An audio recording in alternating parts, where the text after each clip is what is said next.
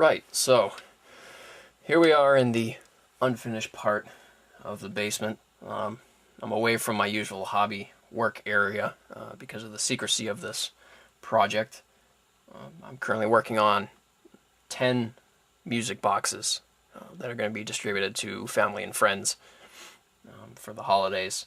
And it's actually gotten to the point where people at work and others have actually been commissioning me to do some music boxes for them as well, which I agreed to, and won't be accepting any money from them. Doing this all for free. So what that does give me, though, is a large order, and with my ability to procrastinate, a limited amount of time. So I have about 3 weeks left to go, and of the 10 music boxes that I have finished one completely. There's about 6 of them here that have been stained, which I'm kind of happy about. Staining is the part that always worries me the most. And then a couple more that are still in their unfinished state. So a music box starts in a pretty basic state. It's a 2x3 box that I designed, and in an effort to keep all of my fingers intact, I outsourced the woodworking aspect of it to a mom and pop shop in Wisconsin. Sent them my plans, and they managed to put it together quite nicely. So there were 2 things that I needed as requirements on these music boxes. The first that I designed was a recessed lid. So what this does is when you open it, I can set the design into the box itself. I don't have to worry about it sticking out or anything of that nature. It can actually be placed into the lid itself. The second piece, the box had to have a lid, or a bottom piece that was up off the ground. And the reason for that was so that I could have the turn key available so that you can reach in and turn the key. But it's still hidden from view. So it's still a nice looking box that you can put somewhere in the open and display. So with this one here, I took it a step further. This is now stained in a red mahogany and then finished off with a polyurethane satin. So it has kind of a glossy look, but not the overall gloss, because I feel that with a heavy gloss, a lot of times the reflection takes away from the wood grain or the color. So I went for a satin, which is the best of both worlds.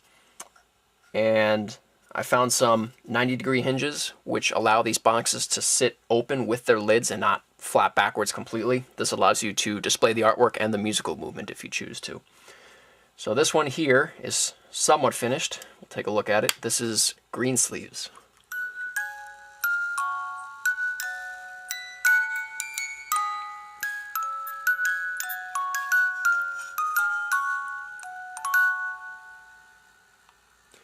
The next piece I had to do was design this little lever here so that when the box closes, the music stops, and of course when it opens, it plays. There's a little fan that rotates. Unfortunately, some of these movements, the bloody fan spins so loud that you can kind of hear it, so I'm trying to figure out how I can fix that. But very happy with how that works out. So, Greensleeves is my favorite song. This was the prototype box, so I'm hoping I can finish this up. I ordered a special jewelry piece directly from England. It hasn't come in yet, so I'm waiting on that. I will lay that on top of a green crushed velvet pillow with some white water pearls. I think that's what they're called. It's based off of a Tudor artwork piece that I am basing the inspiration off of, so we'll see what happens there. But for the purpose of this video, I have one box that is completed, as I mentioned, and I'd like to show that one. Let's spin this up a bit. My sister, this will be for my sister. She's a big Disney fan, even at the age of 21, and so I went ahead and picked up Under the Sea, which of course goes to The Little Mermaid, released in 1989. And it's one of her favorites, so I decided to put that all together. So here we go.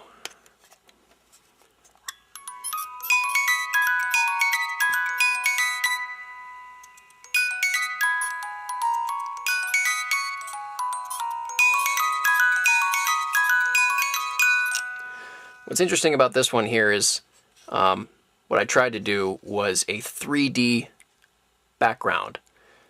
So I don't know if it can be seen here, but there are 3 distinct layers to the design piece.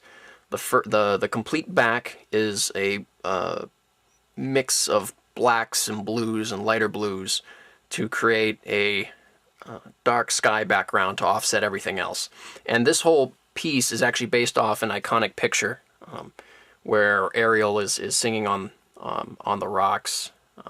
It's not the song that's playing, but this is one of the scenes that most people remember the movie by. And so once I had that background piece inserted, the next part were the waves, which pop out nicely from the dark back. And then, of course, Ariel's front and center. She's the most forward part of this piece. And so this was all hand-painted using oils and acrylics. And the way I was able to do the 3D was balsa wood, obviously, to stack it. But the pieces themselves are cut out from polystyrene, sheet styrene, plastic card, depending on what you call it. But it's a very thin, almost cardboard-like material, and it takes paint quite nicely. So I was able to cut it out, Dremel it, and then sand it down nice and smooth, and it came out quite nice. So underneath, I found a color that matches the stain a little bit, so I was able to paint that all in. You can see the 2 screws that hold the movement in, and the turn key. So that's 1 down out of 10, and we'll keep rolling along with it. And hopefully when I get more of these completed, I'll be able to show some more, and we'll go from there. So thanks for watching. If you have questions, feel free to ask, and see you next time.